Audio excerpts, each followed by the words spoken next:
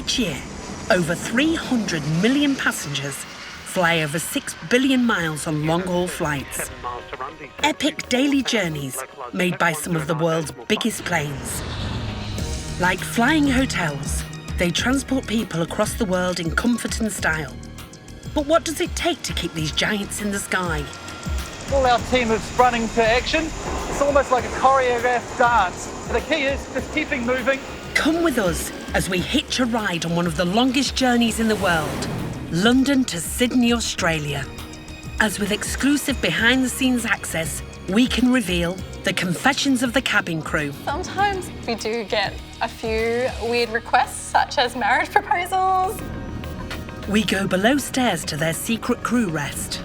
And welcome to our secret sleepover joint. We meet the back office staff who monitor every second of each flight. The IC is the nerve center to the airline. Without that, they literally would be flying blind. And follow the stories of passengers, both animal and human, who have their own reason to board Flight 002 from London today. From starting a new life down under... It's a big move for both of us. We haven't got a clue what to expect. ...to meeting a long-lost family for the very first time. They've been looking for me for 20 years. Filmed at 40,000 feet, this is the ultimate insider's guide to life in the skies. So make sure your seat is in the upright position and your seatbelt is fastened as we prepare to uncover the secret life of the long-haul flight.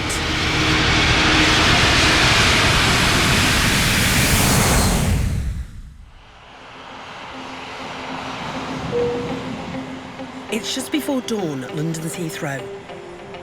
The world's largest passenger plane, the Airbus A380, is towed onto stand. Costing over £280 million, it's 73 metres long, 25 metres high, and has a tip-to-tip wingspan of 80 metres.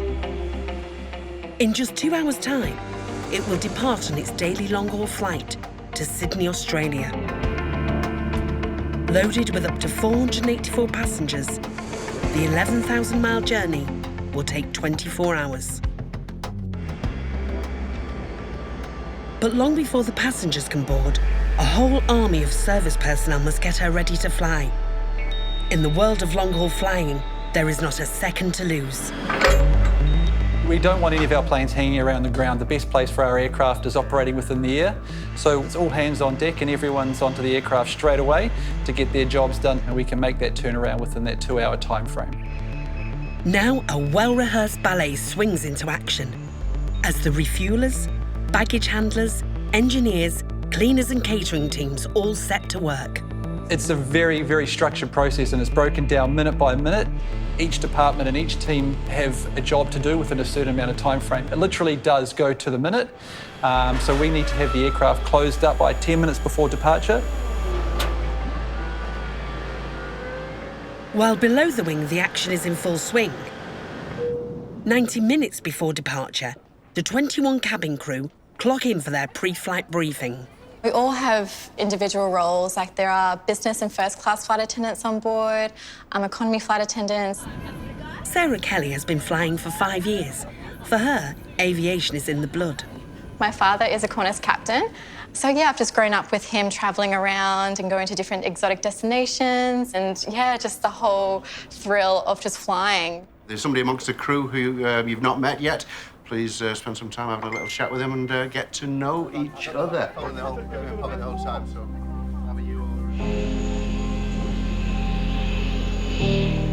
On the tarmac, Second Officer Adam Thompson carries out his visual inspection. The purpose of the inspection is to make sure that there's no ground service vehicles that caused any damage. There's nothing leaking from any pipes it's not meant to be. In the engine, looking to see if there's been any scratches or dents on the fan blades, any indication that something's gone through the engine that shouldn't have, if they've had a bird strike perhaps or something like that on the previous sector. On the tyres, we're looking to see that there's no gashes or any problems at all with the tyres.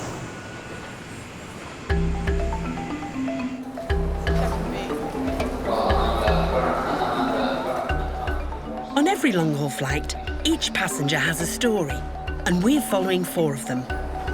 We're just a long-haul flight away from meeting 3 sisters.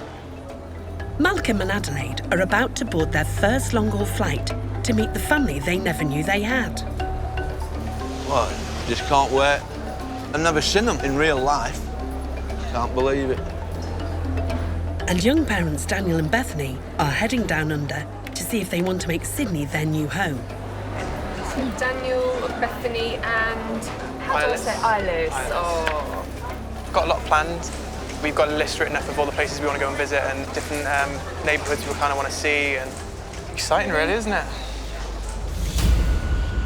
Back on the tarmac, Second Officer Adam Thompson checks the A380's huge wings, which are so large you could park 70 cars up there. They only just fit, really, don't they? They do only just fit, yeah. It's quite common on such a large aircraft to have a ground service vehicle follow us, just to check the wingtips to make sure that we're all safe. You don't want to hit anything? Do not want to hit anything.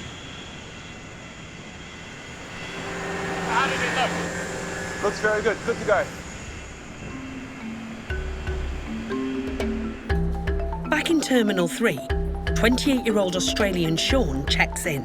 Going home to surprise my mum for her 60th. She has no idea I'm coming. While fellow Aussie Belinda is leaving fiancé Alice behind to return home after almost 4 years. We're getting married soon. We're getting married soon. It's going to be okay. Right, I love you. Although for her, the 24-hour flight time is a little overwhelming. I've done a lot of long-haul flights, so it's not like I'm new to the game. But I just find them rather horrendous, to be honest. Like, long. I don't think anyone enjoys a long-haul flight. I know, but I don't know, I just dread it. And I think that's a part of that stopped me from going back all these years. But Belinda's in for a surprise, as she's been upgraded. It's actually business class, and actually I'm flying business class, which is crazy because I've never flown any kind of class except economy. How do you say it? Economy. Yeah, and I feel like I'm a little bit emotional, actually. Off to the gate. Here we go. Where baby's doing really well. Baby Alice, say hello. Everyone wave. And it's not just our human passengers that are about to go long haul. Every day, Qantas alone make 4,000 freight shipments. The 2 huge holds can carry up to 20 tonnes of freight. Although anything bigger than a suitcase is handled by the specialists. I would say we're a big check-in for freight. Just a few miles from Heathrow is Donata's bonded warehouse. A high-security, 24/7 cargo facility where they handle up to 450 tonnes a day. We're open all the time, every day of the year, and it's very fast-paced. It comes in, it goes out. Anything from clothing to cars, live animals, absolutely anything. We had an armoured vehicle come in, customised, and had all leather seats in, fridges, so that was quite unusual. The A380 can even carry its own spare engines, although at 10 tonnes apiece, it's a bit of a tight fit. They'll go out this afternoon on a special vehicle. They direct load onto the aircraft, just squeezes in and out, but yeah, that's quite tight.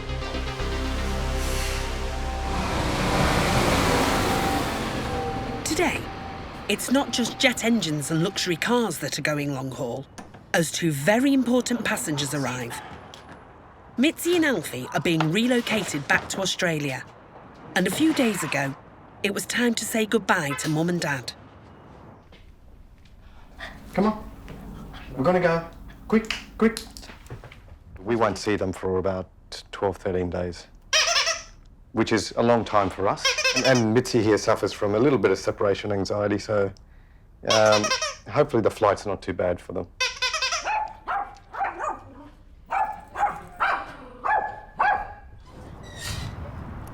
Go on, Pop. Good boy. Good boy, good boy. Just a little bit uncertain. She probably thinks we're going with her. She probably so does, she's yeah. probably going to get a surprise. We're all going to go on a car ride. That's right. Yeah. So she's all up for the ride. It's just Yeah. when she works out we're not going. Mitzi and Alfie are travelling with a specialised pet transport service, and they've just realised they're going alone. How do you think they are? How do you feel? See you soon. freaking out. See you soon.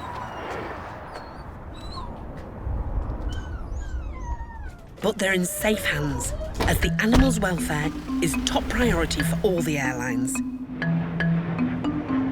Even before they fly, they get a thorough checkup.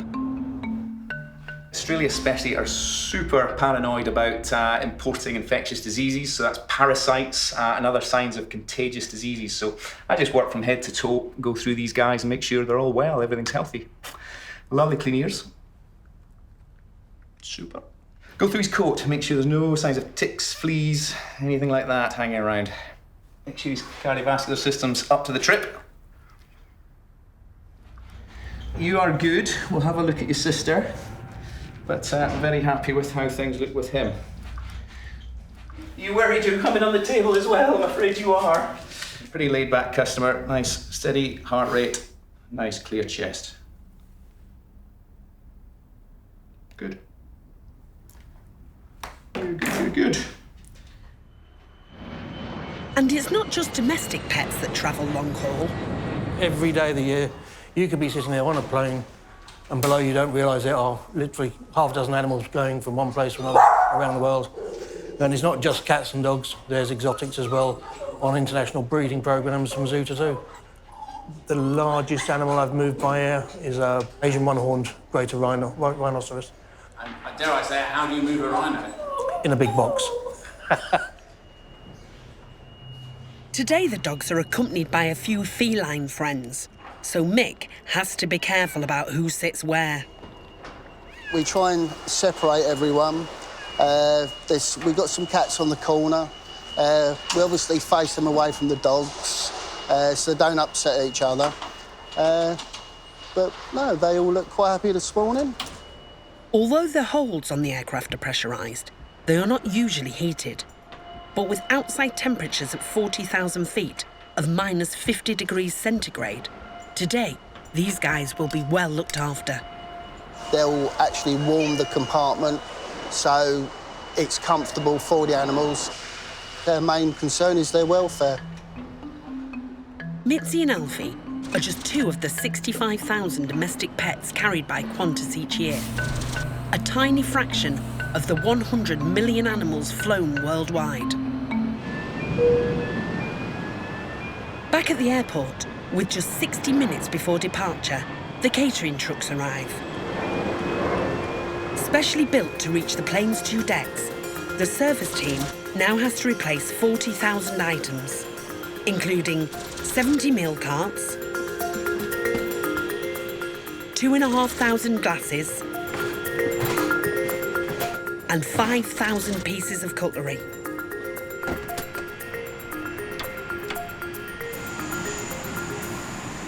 We continue to board our first class customers through door C, our business class. With 45 minutes to go, boarding begins. But delays on the roads around Heathrow mean getting the flight away on time could be a challenge. As a consequence, we have late passengers and late crew. So everything that we did this morning was a little bit behind. Yeah, a lot more to do. As the crew rush to prep the plane, now even some of the checked-in passengers have gone walkabout. Qantas, good morning. Oh, orange juice, thank you. 11 passengers missing at the moment. Where do they go? This is the $1 million question.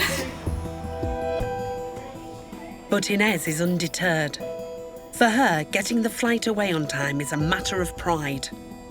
The flight on time is when I watch those wheels move right on the dot. If that doesn't happen, then we fail everyone that has worked very hard to get all the passengers, all the crew, the aircraft at its destination. So yes, it would be, they would be disappointed in me if I didn't deliver. With boarding about to close, most of the passengers have been found. But there's always one. Premium Economy, we're just trying to get a phone number. Okay. Thank you, bye. So we are 20 minutes to departure. We're missing one passenger. And at minus 15 minutes, we start looking for their bags. And a very good morning to you, ladies and gentlemen. My name is Jason Ing, and I'm your customer service manager. At London's Heathrow, boarding of flight 002 to Sydney is almost complete, as the last passenger is rounded up. We've located him, and it is a him, is it? Yes. And yes, so we should be all good to go. Inez can now make sure the doors are all sealed. We're just waiting for engineers to get off, and then once they're off, we can close. I sometimes say that waiting for the door to close ages me.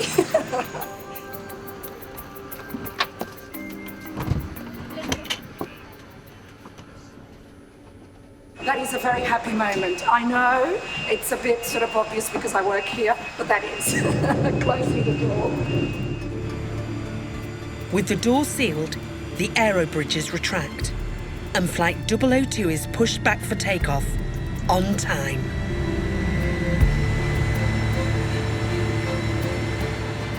There she goes. And she slides away from us.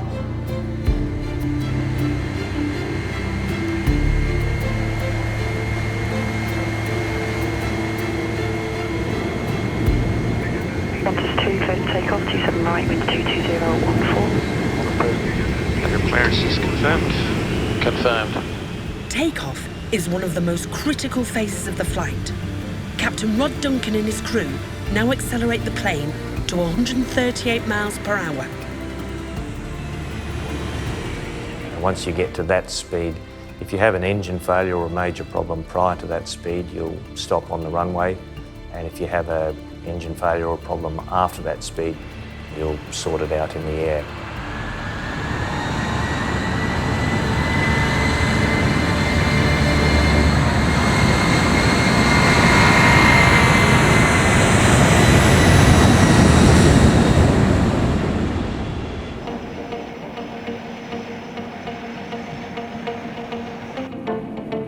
As the giant aircraft heads southeast, it's following the Kangaroo route, a 70-year-old airlink between Australia and the mother country. The 11,000-mile trip crosses Europe, the Middle East and the Indian Ocean before arriving in Australia in just over a day's time. One epic journey that's a tiny fraction of the 6.28 billion long-haul miles flown each year. Hi, so here I am in the business class section. I've just been given some champagne. Life is pretty good right now. Unfortunately, baby Iris was sick on Bethany's shoulder, so not the greatest, but she's now fast asleep, so hopefully she can stay like that now for the rest of the flight. In seat 70C, 65-year-old Malcolm has hardly ever flown before. This is the first time I've ever flown long haul. Oh my gosh, ever flown long haul? Wow. So what brings you to Australia? Oh, well, what it was, one Friday night, me and my wife watching television, got a phone call, this woman on the phone, and she told me all my details and all that. She says, I'm your sister. Oh my Plus, there's another two of us over here. Oh, wow. So I've got three. Malcolm's parents split up when he was just 3 months old. Until his sister, Alison, tracked him down in October 2016, he had no idea he had another family in Australia. She said, they've been looking for me for 20 years. My dad's been looking for me for 40 years. Well, I just went then. I just completely went. Tears were rolling down my faces, both of us at either end. And it was five minutes before we started talking, and I just couldn't believe it. Malcolm's father, David, had joined the thousands of £10 Poms who emigrated to Australia in the 1950s. Starting a new life, he had remarried and had 3 daughters. I can imagine how you would be feeling after that phone call. Oh, really surreal and... Oh, yeah. We were on the phone for at least an hour and a half that night. It was just... The nicest thing I found out is he's been looking for me for all these years. You don't know how that makes me feel. And obviously the first thing is, we've got to meet. I don't know what's going to happen when I see him at the other end. Just think when you get off this plane, that's it. Yeah. That's it. I'm going to meet them all for the first time. Malcolm's dad passed away in 1996, having never been reunited with his son. And now Malcolm's got a lifetime of catching up to do with his new family. I'm never going to meet my dad in real life, but the next best thing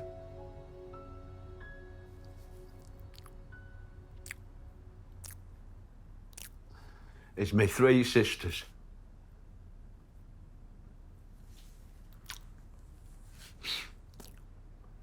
Fabulous.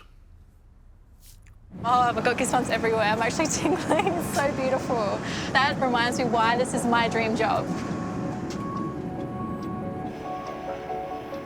As Flight 002 begins its track across mainland Europe, 11,000 miles away in Sydney, it's just one of 100 Qantas flights that is being tracked second by second in the Integrated Operations Centre, or IOC. The IOC essentially is the nerve center to the airline. We provide information to all the aircraft that we have flying anywhere, anytime around the world. This system gives us a timeline of all the aircraft that we have at any given moment through their phase of flight. That information is updated as soon as an aircraft releases brakes, takes off, lands, or comes back to the terminal. Yeah, that's right. We might be diverting to Sydney, Qantas 94. A lot can vary in approximately 18 to 24 hours, be that weather information, engineering, medical assistance, security assistance. So we're always providing updates to those aircraft throughout the course of their journey. Okay, let me go and check with Maintenance Watch and I'll come back to you. And this communication isn't just one way, as each A380 is equipped with hundreds of sensors which beam real-time data about the health of the plane and its engines across the globe. Have a look at the telemetry from the aeroplane at this stage, and we'll see if it's carrying any defects which may cause us an issue. All aircraft carry some minor defects. It's like your car, the ashtray may be full or the window may not wind down properly or something like that. If the engineers do spot a worrying problem, they can pick up the sat phone and talk directly to the pilots. We have to be very mindful that we don't bother them during a critical phase of flight. So if they're just starting their flight, we won't call, and if they're just towards the end of the flight, definitely won't be calling. Engineers like David are just one of the many unsung heroes of the long-haul flight. One flight from London to Sydney could have anywhere from approximately 10 through to 50 people involved. So there's a lot of people behind the scenes that are making that aircraft get to where it's going. Without the IOC, the airline wouldn't function. You'd have aircraft in the air that wouldn't be able to get real-time information, be that for mechanical, be that for weather, be that security or medical related situations, and as a result, they literally would be flying blind. Which is exactly what used to happen when the pioneers of long-haul took to the skies nearly 80 years ago. 1938, and QEA, Qantas Empire Airways, operates the short C-class flying boats in modern luxury and comfort.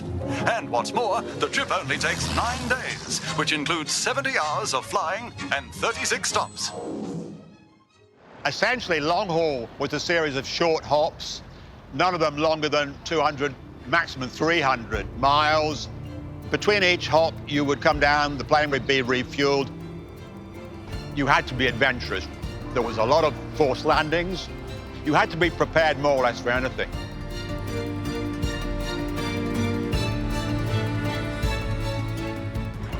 There is even a demand for fishing lines at refueling stops, where both passengers and crew members can enjoy the relaxation of dropping a line over the side.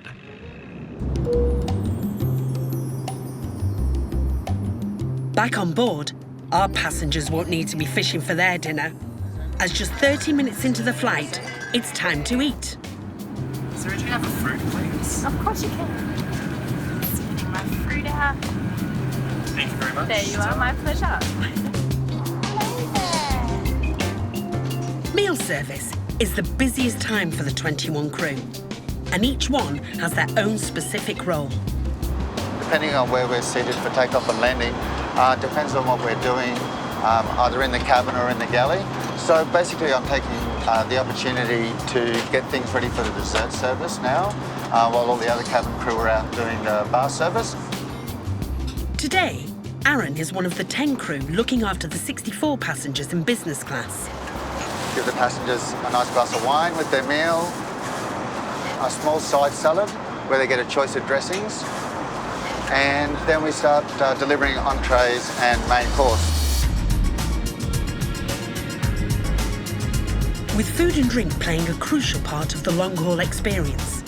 Each year, over 1 billion meals are dished up at 40,000 feet. Qantas alone serves 7.5 million on their long-haul flights. 400,000 in first class, 2 million in business, and 5 million in economy. Everywhere in the world, at any minute of the day, there's a plane up there and we're serving a meal to somebody. Neil Perry is one of Australia's best-known chefs. For 20 years, he's been putting the food he serves in his Rockpool restaurants into the sky. It can be a massive risk putting your name on something you have no control over. Airline food's always had a bad rap, so when we got involved, the most important thing is we created sort of a number of cornerstones. So we said, what have the airlines always done? Well, they've flown really bad bread, so we have to have great bread. They've flown pretty poor cheese. Let's have beautiful ripe cheeses that are ready. Salad, not great. Let's do great salads. And then we'd roll dishes around that.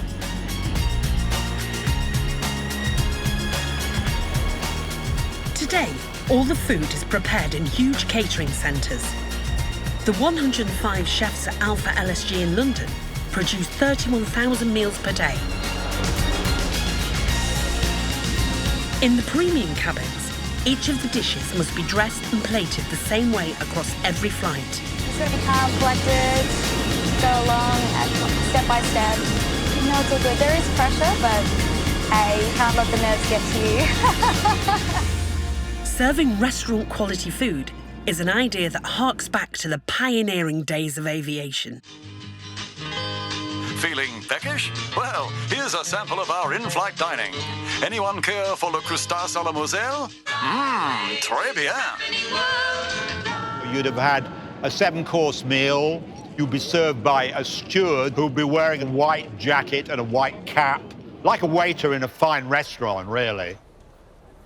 This was served the 14th of September, 1952. They started with lobster bisque, roast fillet of beef, fresh sliced peaches with kirsch, fresh double cream, martini cocktails, Grand Vin de Bourgogne, and biscuit de boucher. I'm sorry about my French accent, but you get the idea.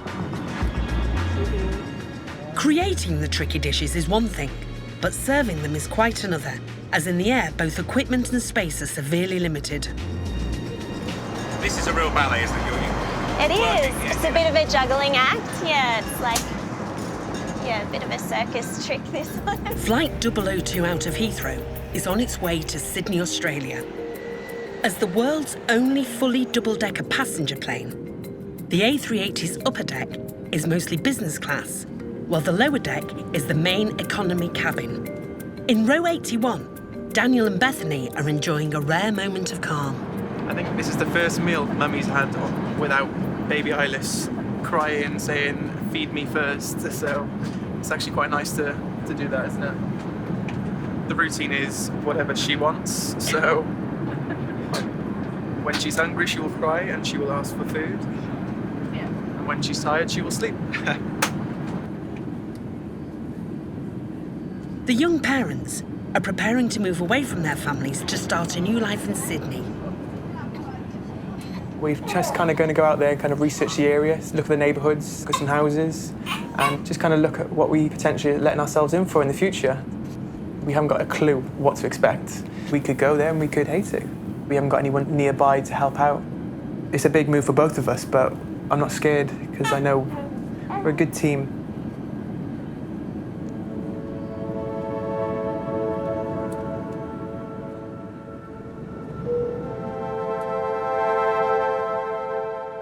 hours into the flight and with service over, for some of the crew, it's a chance to sneak a quick break. Me and Grant, we just went to check on all our passengers, and our passengers are all good, aren't they, Grant? Absolutely. So we thought we'd reward ourselves all with a cheeky cup of tea, didn't we, Grant? Cheers. So that's what we're doing now. Beatrice has been flying for 9 years. For her, keeping the passengers happy is one of the things that keeps her in the air. Thank you. I'm a people pleaser to a certain degree, and that's what I really like, meeting the people and making them leave happy.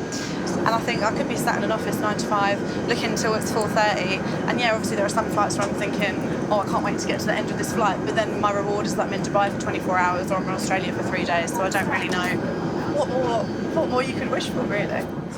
But all that excitement does come at a price. So I'm just starting to get stuck into every cabin crew's favourite job, which is, as you can see, I've got my glove on, cleaning the toilets. So off I go. People tell you it's a glamorous job. I think they lied. So we just come and do this like every half an hour just to check everything's well and good in the toilet, and that there's some paper in there because no one likes going to the toilet with no paper. Give it a little spritz. Beautiful. Today, the Kangaroo route has a single stop of 90 minutes in the world's busiest airport, Dubai.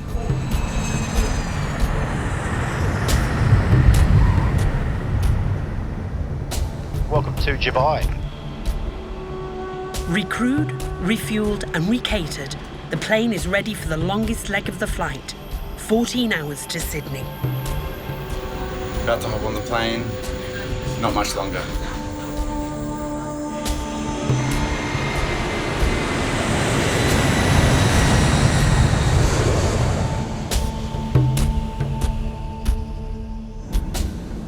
Back in the air, the crew are preparing for another meal service. We have a little trick that we like to call, Grant, you know about Tom Cruise, don't you?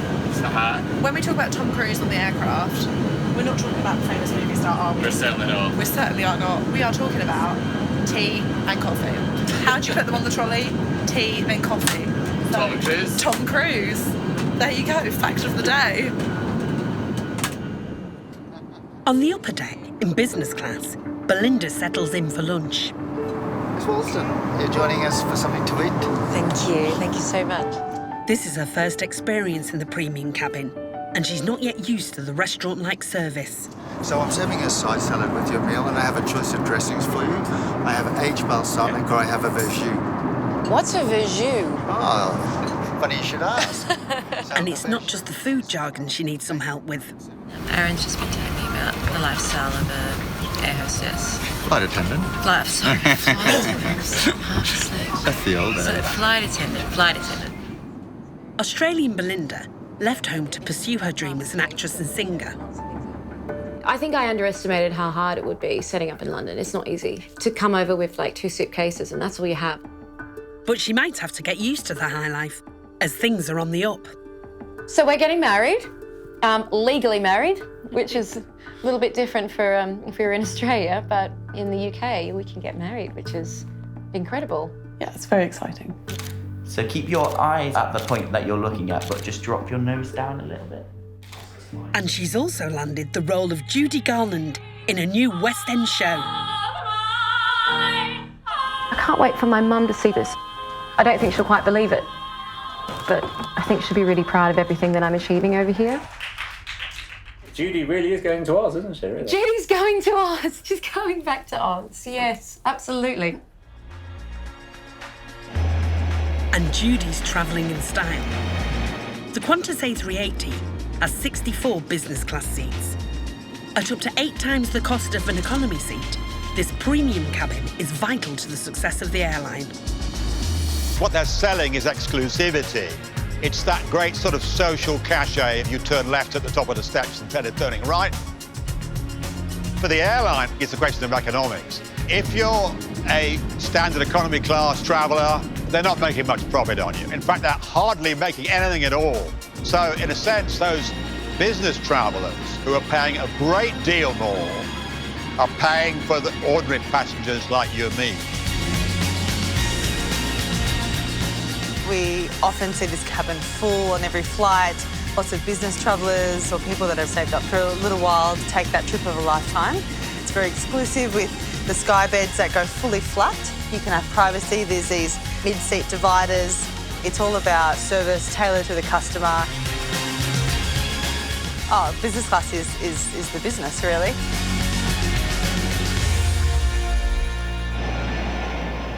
It's not just the business class passengers who travel in comfort.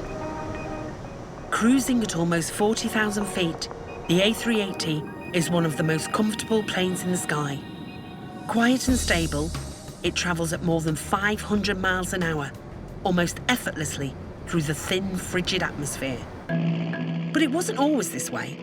The early long-haul passengers had to endure flying much lower in primitive, unpressurised planes.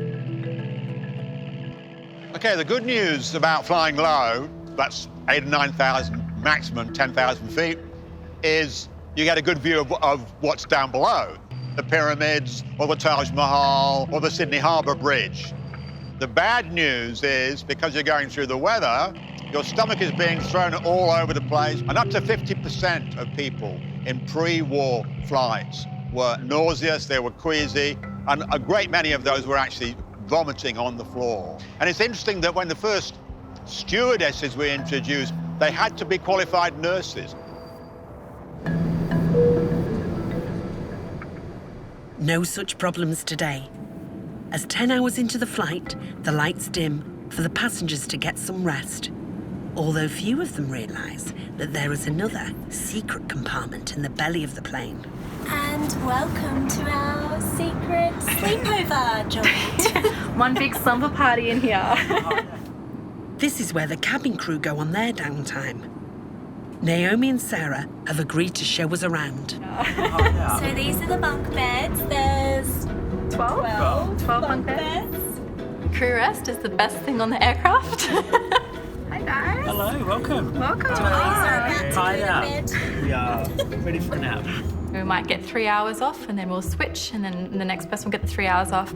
Yeah, do a demonstration of how we get into the top bunk. To bed then.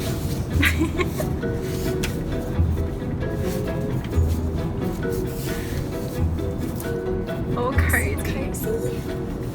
And do you normally have a hot water bottle down here? Normally, because it's freezing down here. It can get quite cold. Great. No, no. Good night. We get cosy, pillows, blankets, hot water bottles.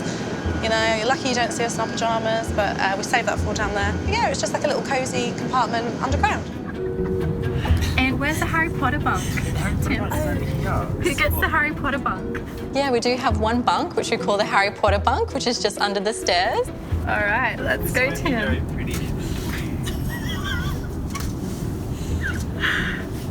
It's the easiest I've ever done it. Oh, good stuff.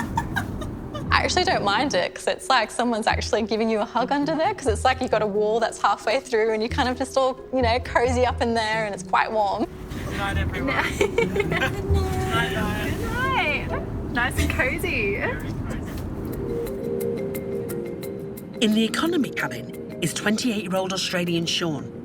Living in the UK, he's been plotting with Dad to be the surprise guest at his mum's 60th birthday party. So Mum's going to walk into the restaurant and all her good friends are going to be there, so that's going to be brilliant.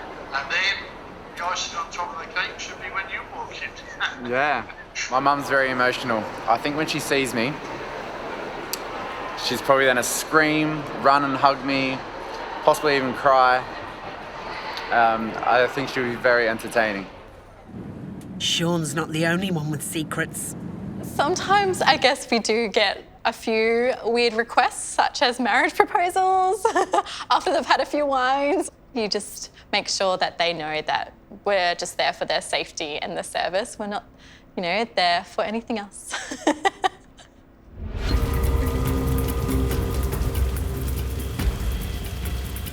With Flight 002 now just hours from Sydney, the international airport prepares to open after its overnight curfew. Are you doing the to arrival as well? I'm not sure yet. Not sure, OK. On board, the pilots make contact with the air traffic control. Qantas 2 Super, hello to you. Qantas 2, turn right heading 020. Right heading 020, Qantas 2. Air traffic control is pretty much a policeman of the skies. We make sure that the rules and procedures are followed and that separation standards aren't breached. Keeping the planes apart takes a special kind of skill. You need to be able to think fast on your feet. You need that spatial awareness. A lot of people think in two-dimensional, but we're thinking in three-dimensional, but we're also thinking four-dimensional at times because we've got speed involved as well. Meanwhile, in the daily briefing at the IOC, it's the weather that's the worry. Sydney, we are looking at storm potential staying quite likely within the next 2 hours at the airport, those storm cells hugging the coast. Whether or not there's going to be a tropical cyclone over the flight path of several flights becomes increasingly important to high passenger volume flights such as those that go to China, or those that go to London. We are looking at storm cells to the northwest of port, and they are likely to move over. Do you think they're fast moving though, Matt? They're quite fast moving. We have some stuff to the southwest at the moment, but that should stay offshore. I'm just concerned that those things that are developing to the northwest. While the worst of the storms are not yet over Sydney, the pilots prepare to land in some typically British weather. I ended up with some rain at the latter stage of the approach, so just stand by on the white list. In the cabin, as the dawn breaks, the crew prepare breakfast. So as you can see, it's sunrise on the plane. I'm just going to go through and check on any passengers that might have woken up, just see if we can get them any drinks or anything like that. Down in the crew quarters, the early morning alarm call is less welcome. I've just come downstairs to do the worst job, which is waking everyone up from break. And everyone's still down here and they're not very happy. It can give you a heart attack at the best of times. But, and then when that hand does come up, you're like, okay, and then you come up and you feel sorry for any passengers that do come across you in that process between going from the crew rest door to the toilet. One of my favourite things during the flight is to see the crew that are coming back from break and how upset they look after coming back from break. Here's Edward. He's looking really happy. Morning. Yeah, you set your watches to Sydney time. The time heading out to Sydney is just 7:35 a.m. Yeah, I'm just seeing where we are. We're just flying over Canberra now, I think. So, yeah, I think we touched down in like 36 minutes, which is really exciting. Sean too is excited, having travelled 11,000 miles just to be his mother's very special birthday present, literally. My plan is to get a box that's big enough to fit me, wrap it up in paper, maybe put a bow on it. I think when I leap out of the box, I think my mum's gonna scream, panic a little bit, and then once she realises whose it is, she'll probably give me a big hug, probably start crying. I think it'll be very entertaining. Keeping the emotions in check is also going to be a challenge for Malcolm, who after 65 years is now just minutes away from meeting his long-lost family. First time meeting him in the flat. Oh, his nerves will be going now. Oh, my nerves are going. A bit emotional. A bit. A lot. And it's not just Malcolm feeling the nerves, as at Sydney Airport, his welcoming party has arrived. My two sisters are here with me, my partner, my daughter, my grandson and my nephew. We are so excited. Nerves, we've been chattering all the way down here. Yes, really excited. Can't wait to see him. Qantas 2, turn right heading 125 to join final 16 right. And you are cleared the ILS PRM approach. Right heading 125, join final 16 right, cleared the PRM approach 16 right. With the runway in sight, the plane enters its most critical phase, landing. And the A380's massive size creates a huge amount of wake turbulence, or jet wash. Wake turbulence is the unstable air that is produced from the wings and the body of the aircraft as it flies through the air. The wake turbulence hangs behind the aircraft for a period of time, and we put like an envelope around the aircraft. So we've got 1,000 feet below, and for a super, it's 6 nautical miles behind it. So So we don't want anything in that envelope, otherwise they get buffeted around a lot. If you're quite close to the weight turbulence coming off the back of a super or a heavy and you're in a light aircraft like a Cessna, it could flip the aircraft. Qantas 2, wind 130 degrees, 10 knots, runway 16 right, cleared to land. While the A380 can land automatically, usually this part is handled by the human pilots. All right, visual. Standard procedures. Check. 1000. In tough conditions, they can be challenging. Crosswinds make it harder. Usually happens just in the last little bit. And at that stage, you nearly are always flying it manually. It's probably the most satisfying part. You try and fly the airplane as efficiently as you can and do a good landing if possible.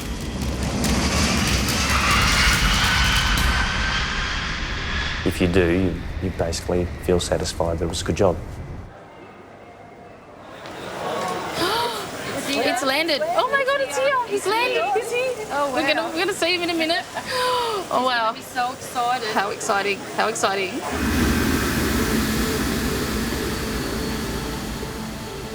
Flight 002 from London has just landed into Sydney International Airport, where a small army of service personnel are ready to welcome the plane.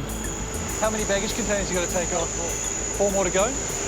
You're going to use these ones here? Ramp manager Sam Shannon oversees the offloading. It's almost like a choreographed dance. We've got engineering staff that are overviewing the aircraft and looking for any damage that might have occurred in flight. We've got our ground service team that are offloading all the baggage and cargo.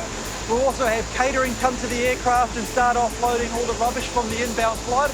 Refuelers are also coming around to refuel the aircraft.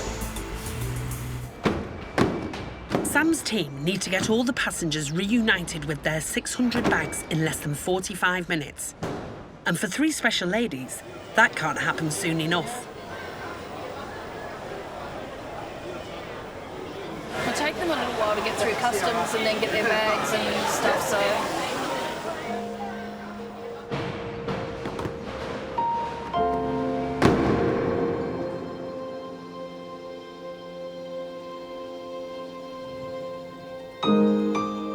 With all the passengers disembarked, the crew can finally clock off. Bye, Jason. But while it's goodbyes for the crew, Malcolm's 3 sisters are desperate to say hello. Come on. Finally, after what has literally been a lifetime, Malcolm arrives. Here we go, where are they? You'll let them there.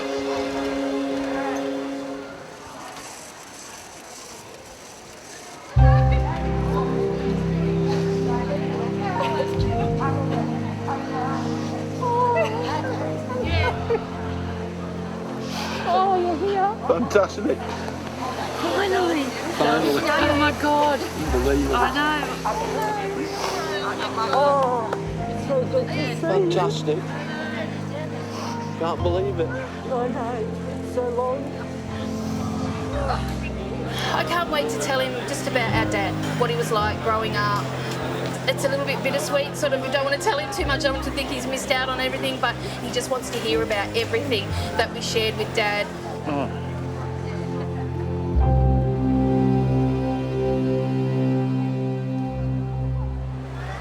Great to find them. I mean, 65, the only one. 4 months ago. Now I've got 3 sisters. How lucky are you? Oh, lucky me. You're here! Yay!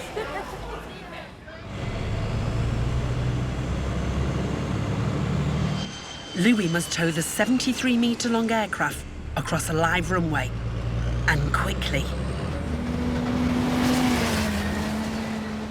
This 7-storey hangar was specially converted to accommodate the giant A380, and even then, it only just fits.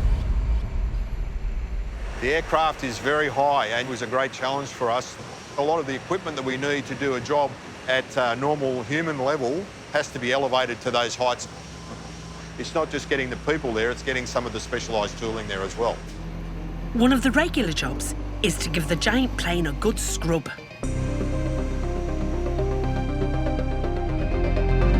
Obviously, for our customers to look at a bright and shiny aeroplane is very nice. However, there's a hidden agenda there in fuel burn. I mean, a clean aeroplane, their fuel burn is significantly reduced.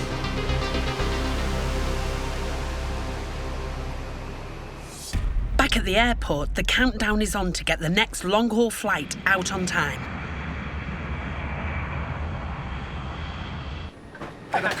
Emergency equipment security check call back in about 1 minute's time if you want to start heading towards your doors. Thanks, everyone. We have 1 minute before callbacks, and then about 10 minutes before passengers board.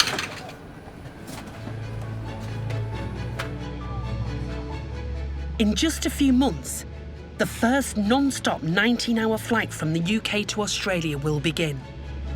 A technological leap forward that will further shrink our world. Yet while another long-haul milestone will be achieved, the spirit and romance of long-distance travel remains. As each year, long-haul flights transport millions of people, billions of miles, to reconnect those who are half the world away.